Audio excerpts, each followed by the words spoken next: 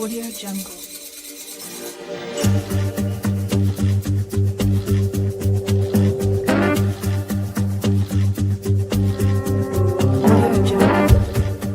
I am the Divine Prince, Ty Emmecca, Pan-African Spiritualist, Practitioner, Author, Advisor, Elagoon, Oloye, Hoodoo, Obeya, Bokur.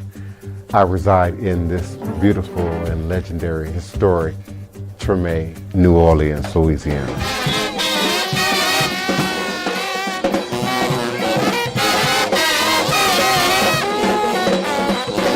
So join me as I share food, music, culture, tradition, the rhythms, and the flavor of New Orleans voodoo.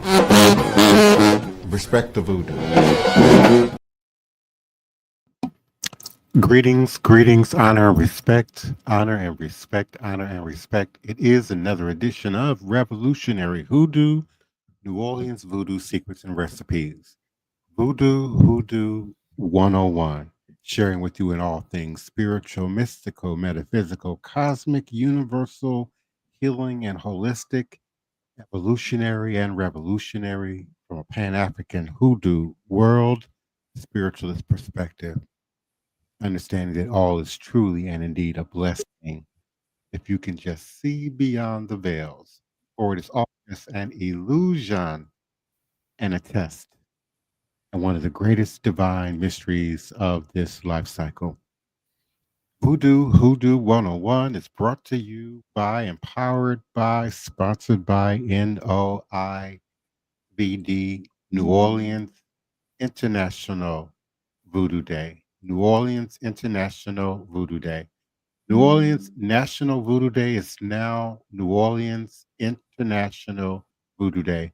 And we continue to invite your participation, your support, your donations, your sponsorship. Become a part of something extraordinary. New Orleans International Voodoo Day is not just an event, it is a movement that celebrates cultures, fosters education, and connects people from around the globe. By sponsoring this event, you're supporting a tax-deductible cause that preserves heritage, uplifts art and education, and fosters healing within the community and beyond. And we're certainly grateful for your continued love and support and participation here at 9 p.m. U.S. Central Standard Time, weeknights, 9 p.m. U.S. Central Standard Time, on a social media platform near you, but certainly grateful for YouTube and for StreamYard for providing us this opportunity. Thank you, Nina Lloyd, for your faithful support and participation. D Goddess, greetings and salutations, love and light to you and yours. And certainly to our co-hosts, our panelists, we are certainly grateful for my godchild, my number one priest, my wild man, Joshua Nylan Tanner, for joining us nightly. And certainly for our team member and elder Reggie, known also as Green Soap. We certainly appreciate you for being present. And Sister Toni Val Martinez. So we're going to start by opening up Elder Reggie's mic, and then we'll make way for Brother Joshua, and then Sister Toni Val will come on in and bring it in for the queens and the goddesses. Yeah, blessing divine, blessing Joshua, blessing Sister Toni.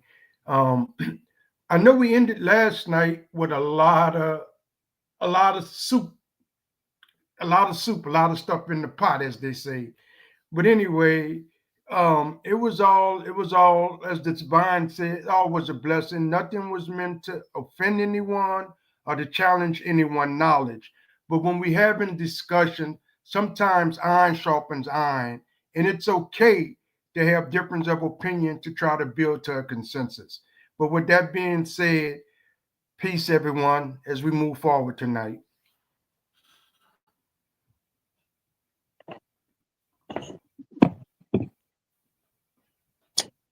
Hello, everyone. This is Josh.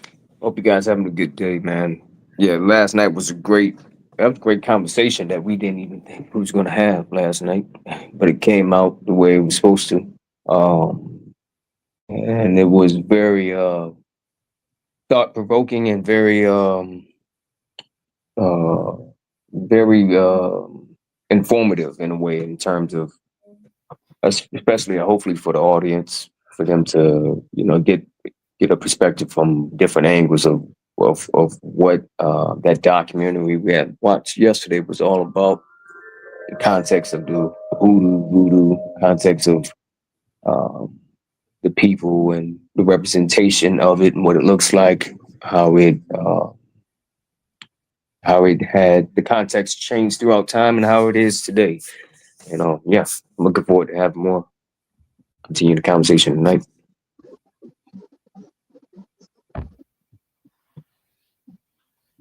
Toni. Hello, everyone. How are y'all? Hey, Toni. Great to be here. Elder Reggie, all the Yes. people in the listening area. We had a good discussion last night. It was a very good video that we watched. It was very informative. It took us way, way back to the Salem witch trials. Which I studied way years ago. That was one of the first things I knew about before I even knew I was studying anything. But and it went back. I was doing some looking up into spiritualists.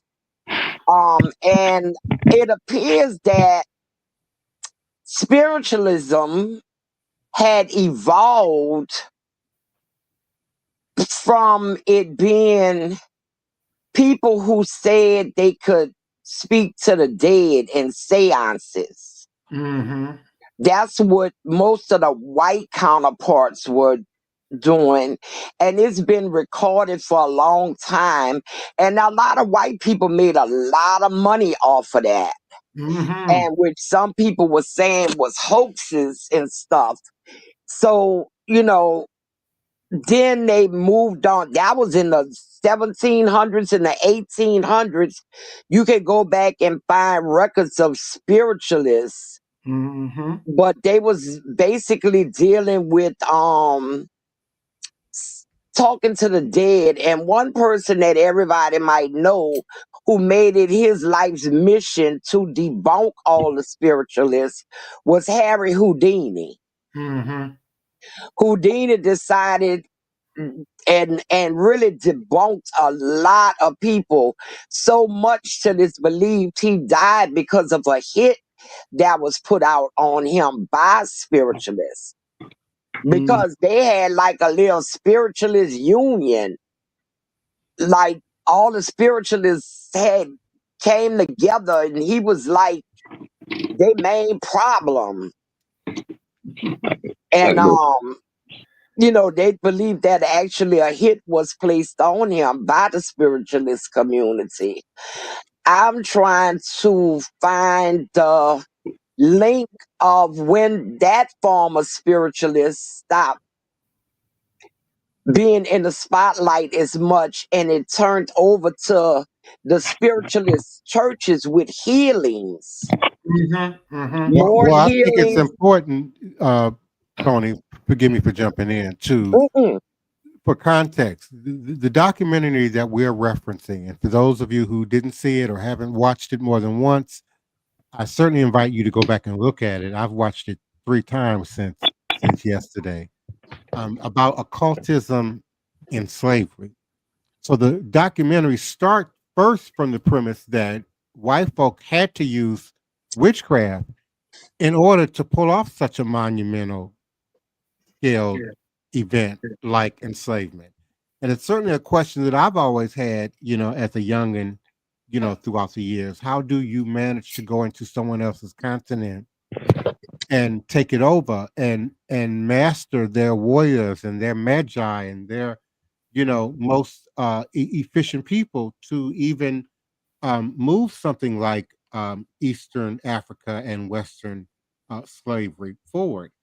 And it always, for me, has come back to witchcraft, occultism, and some manipulation of power, if you will. The enslavement of Black people and the occult is sort of the premise of this documentary. So it sort of begins with, you know, what sort of wickedness was put on our minds and our eyes, you know, to sort of coax us into such an arrangement. But then our response to it, which Sister Toni was beginning to open up about, not Sister Toni, forgive me, Elder Reggie was beginning to open up in terms of the healing applications. I think we must look at retribution, retributive magic, whether it's in witchcraft or in Aboriginal Indigenous voodoo form, retributive magic in response to the conditions that we were living in, the conditions that we were up under.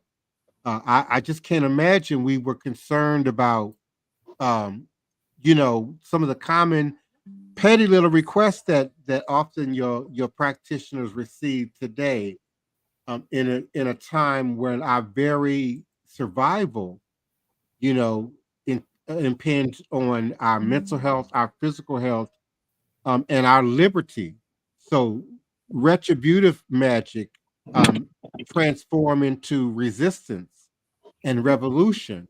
The fear of resistance and revolution, further sparked by the Bois came on in the Haitian Revolution, only strengthened their resolve for things like the Black Code here in the Deep South, you know, and curtailing our freedoms and our ability to gather, to drum, to speak out loud in public, all fueled by this fear of witches and witchcraft.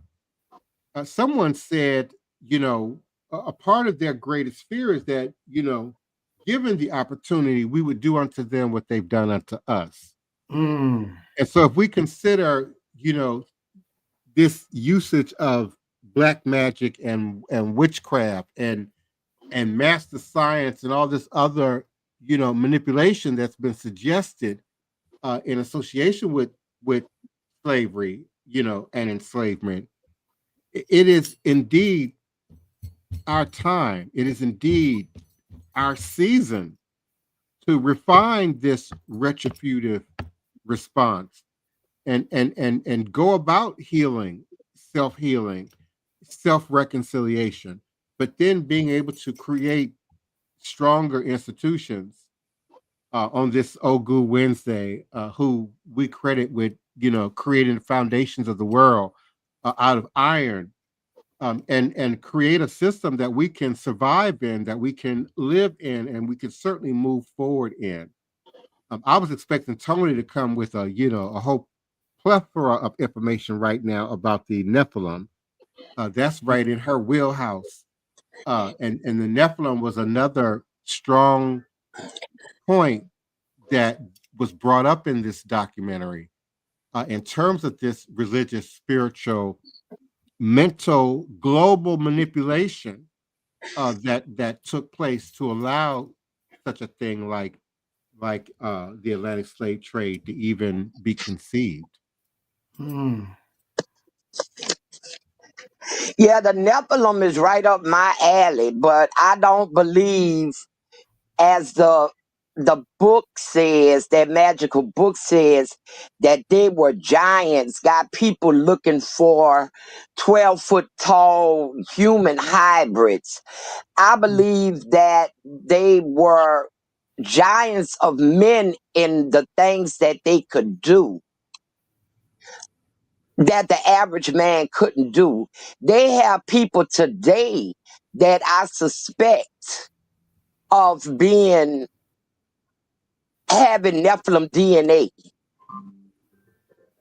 And a lot of people can say, oh, they're magicians because that's sleight of hand, that's a trick, you know, anybody could do that. No. To me, I don't believe that. Who, Chris I don't Angel? I don't believe that. I believe they have still, just like we have the DNA of that one African woman they found all those years ago, that everybody seemed to have this strand of her DNA. I still believe that they are people today and constantly and will be born in the future that have that strand of Nephilim DNA that allows them to do certain things. Well, some people tie them to the story of the angels being cast from heaven and Yes, being sent to earth. that's who, okay, in my understanding, it wasn't just the angels that was cast down. At one time, angelic beings could come freely, according to the magical book. Yeah, it will. At will, freely, because they were here before man was on this planet. This was like they club med. They But the came down magical here. book suggested that they had sex with earthen women. Okay, I'm about to get to that part. Oh, okay, go ahead. You got it. Go ahead. That they could come freely, and with the advent of the children of men, they came down, and the daughters of men, they was beautiful, and the angels of God found out something new that men and women was doing, called sex. And they had sex with the daughters of man, and what they produced was these beings that had the looks and features mostly of their mothers and the powers of their fathers, who were the Nephilim. Now, according to that magical book, Mary, mother of Jesus, was visited by a Nephilim, by an angel, was visited by an angel, and it was physical attraction, because even in the Bible, it notates how handsome he was to her. So from that point, to me, the person that we know as Jesus the Christ, because he was born of a flesh and blood woman, was actually a Nephilim, being why he had the powers he had to turn water into wine, to walk on water, to levitate, to heal, and all these other things that he could do. But it's also been considered that he disappeared and went into the Middle East, went into Egypt, went into India, and learned many of these skills and these abilities and the knowledge from Aboriginal and Indigenous people. Well, maybe he went there and they honed his knowledge. And he did learn more things that he could do that his otherwise earthly parents could not tell him he knew how to do. Moses and Aaron, where did their power come from? I believe And what their was their power, relationship to the Nephilim? I believe their powers came from the Most High. I believe their powers came from him exactly, because everything they did was natural. What about The Enoch? animals, the water, everything, all of the miracles that they mostly performed, to me, was done by nature. Oh, Though, forget about Enoch, man. oh, well, to go into all of that, you've gone into another realm of what we call extraterrestrials. ETs, UFOs, and all of that stuff. But I guess I'm tripping up on how you can believe in ETs but not believe in Nephilims. Oh, I believe in Nephilims. Oh, yes, I do. I said earlier, I suspect some people today of being Nephilim, of having Nephilim DNA. Yeah. She just don't think they was that tall, that big. It just I don't did think big they was acts. 12 feet tall. I think they look like regular men today, and The demonstration was they just had what we call today magical powers. I very much believe in Nephilim. So yesterday I said some of it was over my head. I don't know much about the Nephilims. I just don't. I really don't much know what land they're supposed to have conquered and ruled. I've seen the word, but I never give it any thought or anything. So what region, what time frame are we talking with the Nephilims? We talking the early beginning of the children of Adam and Eve. Set. We talking about in biblical years. We talking Genesis, the 6th chapter. yeah, we talking the Genesis days. And because they were making all of these people with these powers called Nephilim, it is said in the Bible that the Creator stopped them from having the will to come here whenever they got ready to. He banned them from coming here unless he sent them here on a purpose, So Sister like to Toni, Mary. if we take in the Bible narrative, then so we saying the world is only 6,000 years old? If we follow Genesis to present day? No, we're not saying it's only 6,000 years old. Okay. It goes back much further than that, but according to the book, that's what time period we looking at in the book, but we know it's gonna be much earlier time. Yeah. and you know how the scientists give us prehistoric and all these big words for time frames that go back past 6,000 years. I don't know which one of those time periods, but as far as where the people were located in, it's in Africa, Okay. according to that book once again. Okay. So we looking at where the Tigris and the three rivers come together as being the Garden of Eden, which is the starting point, and being cast out from there and spread out like ripples in a pond when you throw a stone,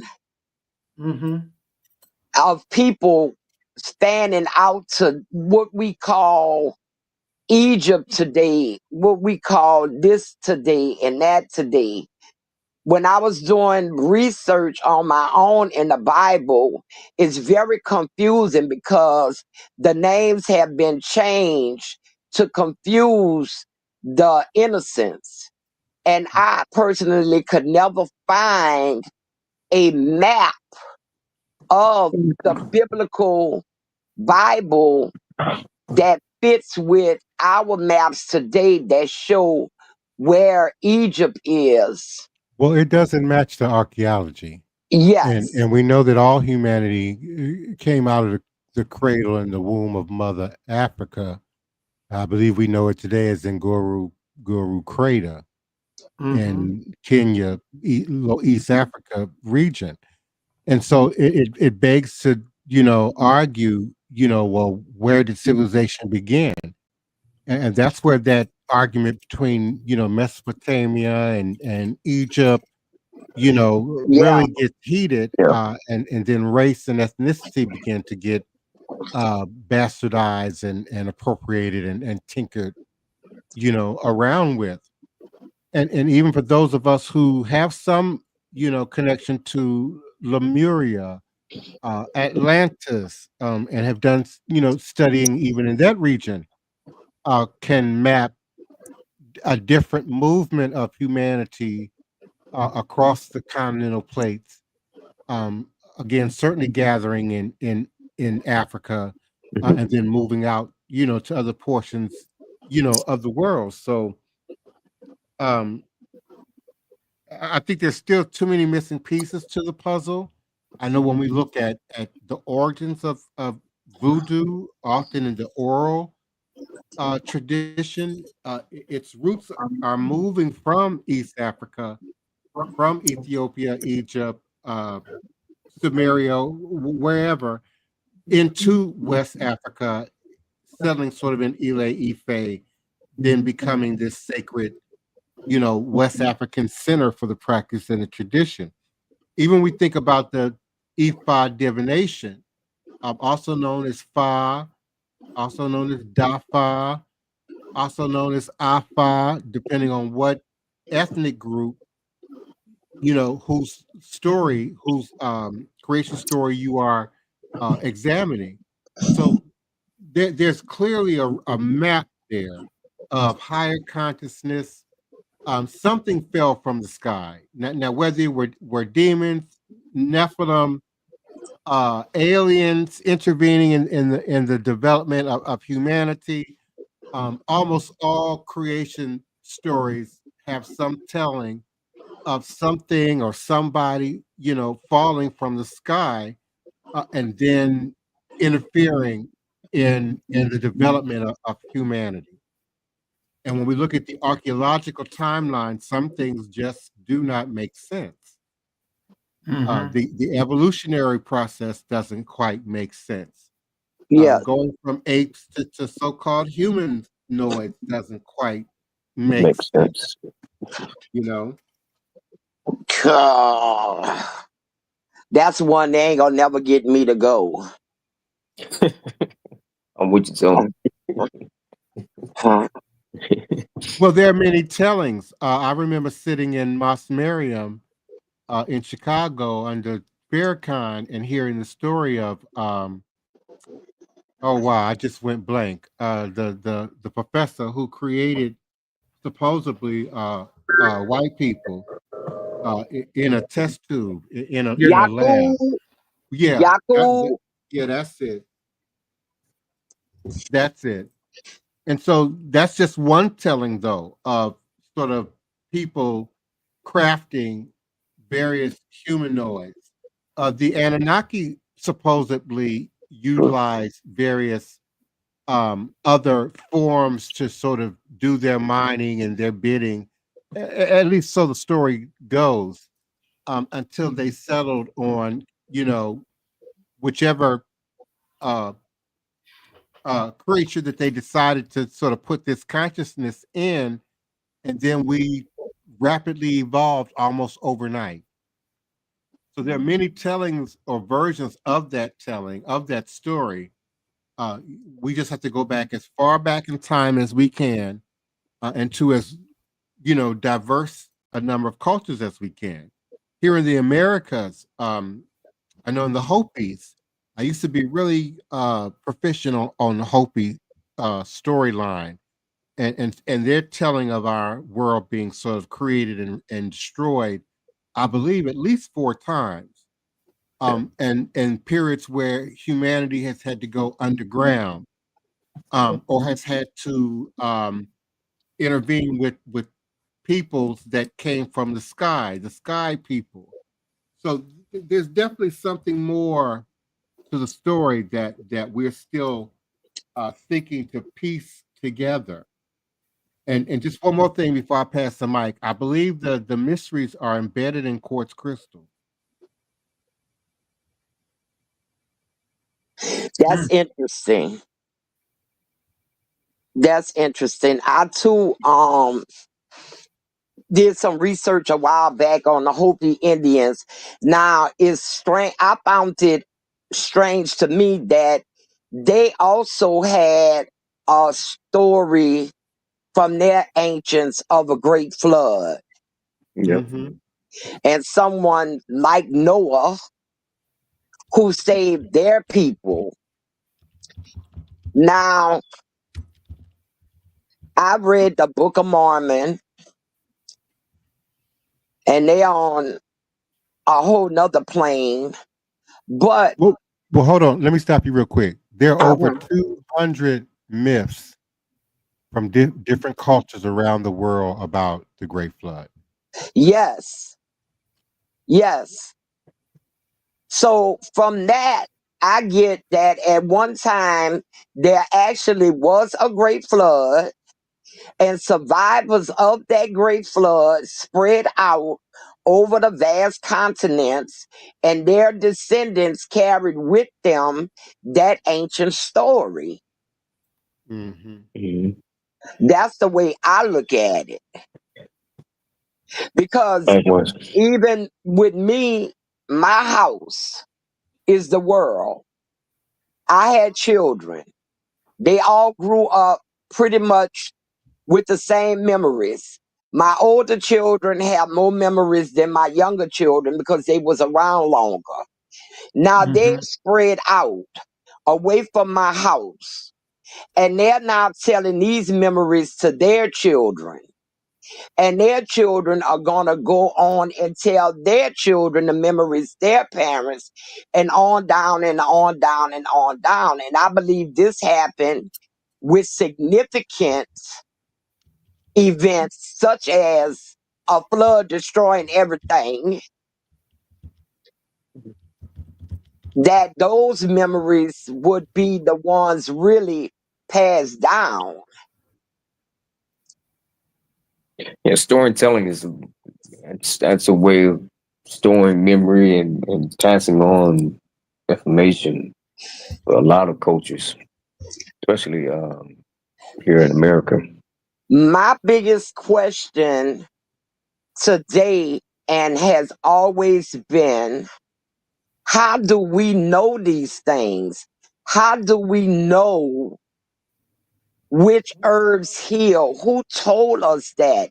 Who was the first person that discovered this, and how did they do it? I mean, with some things, when we get into the early 1900s, we have a record of how some medicines came about, like with Marie Curie, and how this was developed and that was developed. But these ancient medical, spiritual healings, herbs, hoodoo, it goes back and back and back. Who was the first person? They have these memes on Facebook that I find so funny. It'll be a picture, a old brownie type picture of a black man or woman, and it'll say something like, the first man who said, I bet you by golly, wow. Or the first man to say, I'll slap your mama, because the food was so good. My thing is, I want to know how we know these things. Now, I do know a lot was Well, told to us in the 6 and 7 books of Moses that was removed from the Bible. To me, that's supposed to be from the Most High telling Moses how to protect his people from the demons, the minions of the fallen angels who were bent on destroying the children of Moses, well, the children of Adam, actually. But And I he, see that as a crossroads of information, though, of that yeah. particular time in history. Going back to your original question, who was the first? And so, again, when we look at indigenous and aboriginal storytelling here, we know the Mhm. world has been created and recreated more than once. We're now beginning to discover supposedly megalithic structures that were created pre our history, pre our time, from advanced civilizations. And even when we just go back to the mother continent, the legends and stories of animals communicating with humanity, of plants and trees being able to communicate, uh, that wisdom and that knowledge with humanity. I believe there are certain skill sets, even if we look at um, certain creative meditative applications that I utilize in my ministry. where I might have a client go into a deep meditation and pretend to be a particular crystal or a particular tree or a particular plant or a particular earth even. And you get a whole different frequency of communication, of information. How do ants communicate? Yet they orchestrate and administrate extremely well. How do, animals that supposedly don't have a voice transmit and communicate individually and then collectively in groups? Mhm. So I think we as humanoids have lost and gained, both lost and gained certain abilities and adaptations over time. When we think of the devices we now have and how they're now affecting our health, our eyes, people are getting carpal tunnel syndrome in their wrist at much younger ages now, who ain't never been a secretary, who ain't never wielded tools, but they're getting them from these new devices and these new uh, traditions that humanity has now taken on, commensurate to the technology.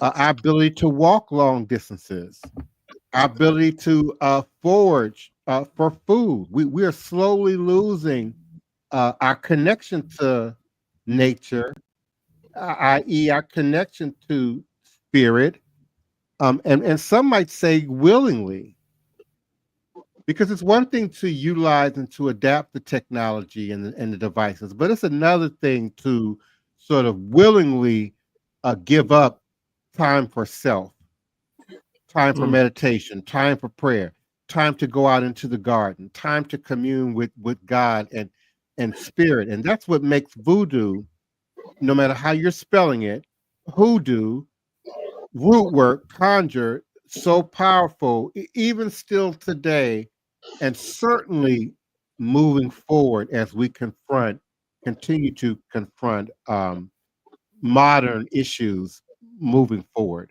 Our ability to connect with our ancestral roots, our ancestral tradition, also opens our doorway to connecting with nature itself, to the earth itself, to our bodies, to our humanity itself.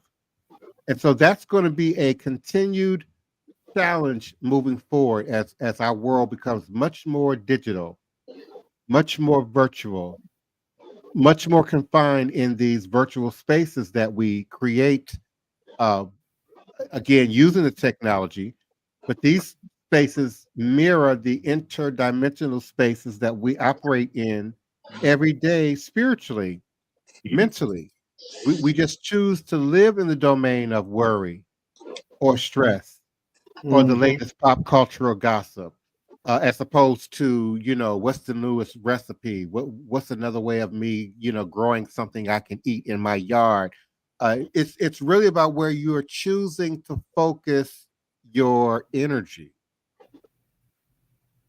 Now, I agree with you when you said we lost a lot of knowledge. I have an incident that occurred with me and it stayed with me and it's with me today because I was like, how did I know that?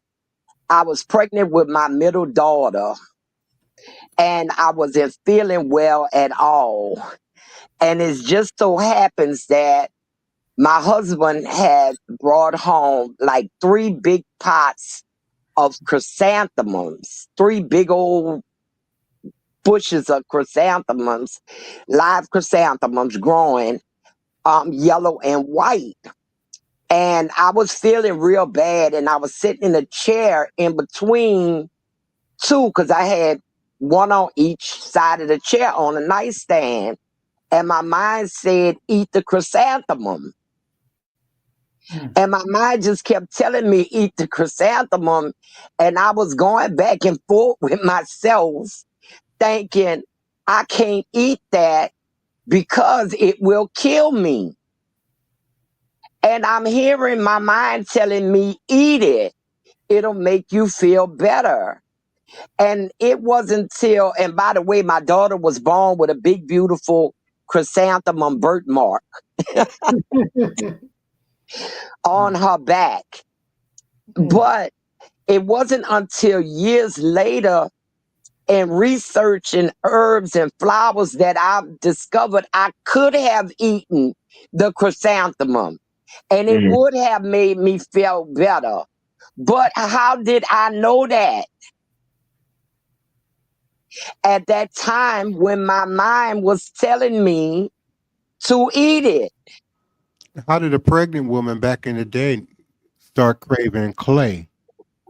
Right. It's because you have a deficiency and you crave Yeah, but what who you told? need to heal you. But who told her that? Going back to your question, who was the first woman who decided to dig in the ground and put some clay in her mouth?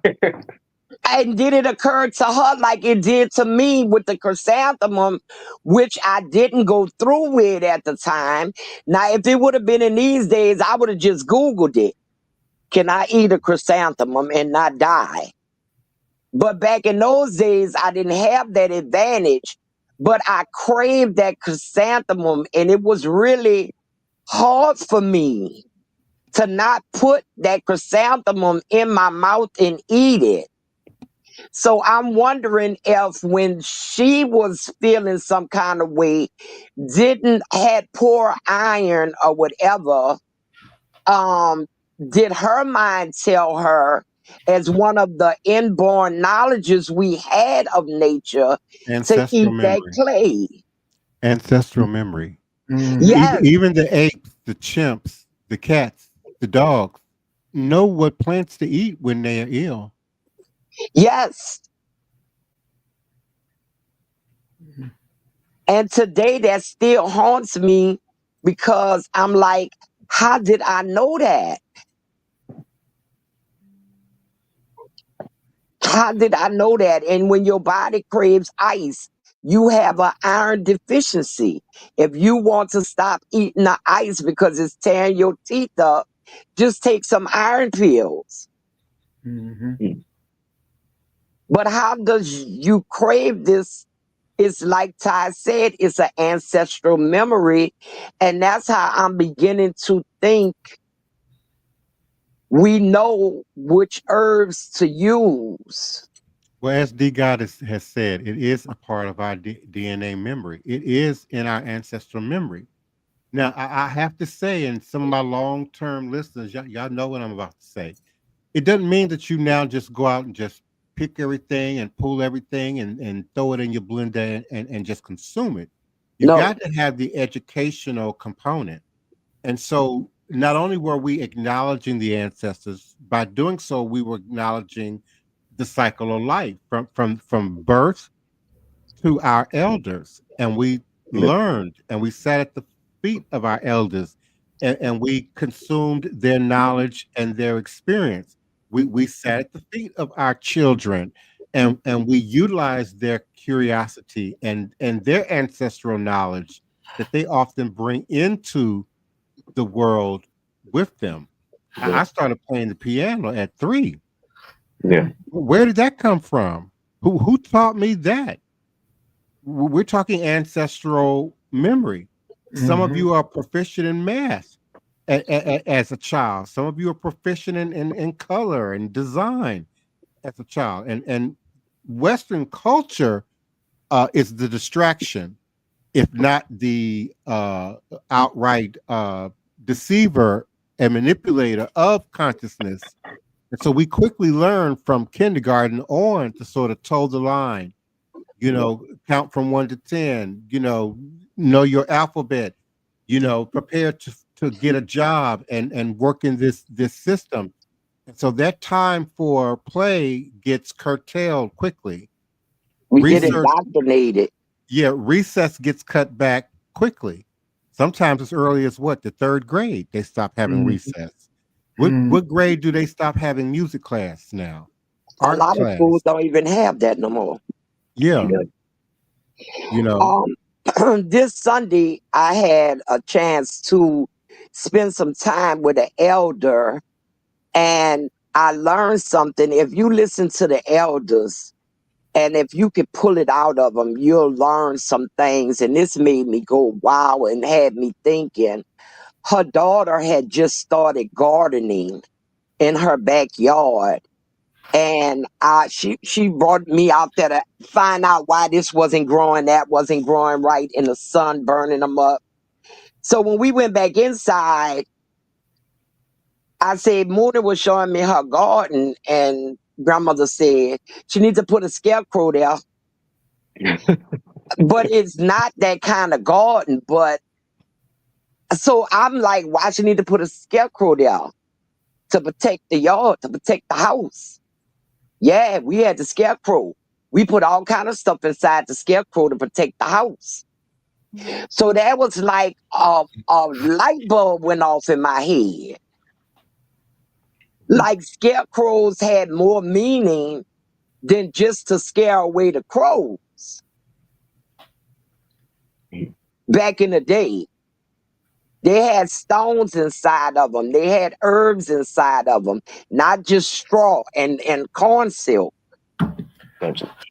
Yes.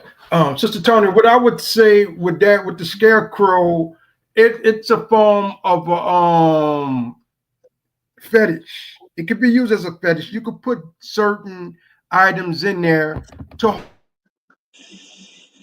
hold off birds and animals and other things. But it depends on the culture and what they put within the scarecrow. But with that piece of knowledge, I want to go ahead on and close out tonight. It's been a beautiful show. We went deep down another rabbit hole with the Nephilims and all that. But I still want to remind everyone that's to my listening ear of the new New Orleans International Voodoo Day, May 8th, 9th, and 10th in New Orleans in 2026. Please try to plan and make it. If you could get to New Orleans during that time frame, there'll be some rituals and some events outside of National Voodoo that we'd like to invite you to, so make your stay a pleasant trip. With that, I like to close out. Good night, everyone. See you tomorrow. Good night, Sister Toni. Good night, Divine. Good night, Josh. Good night, everyone online. See you.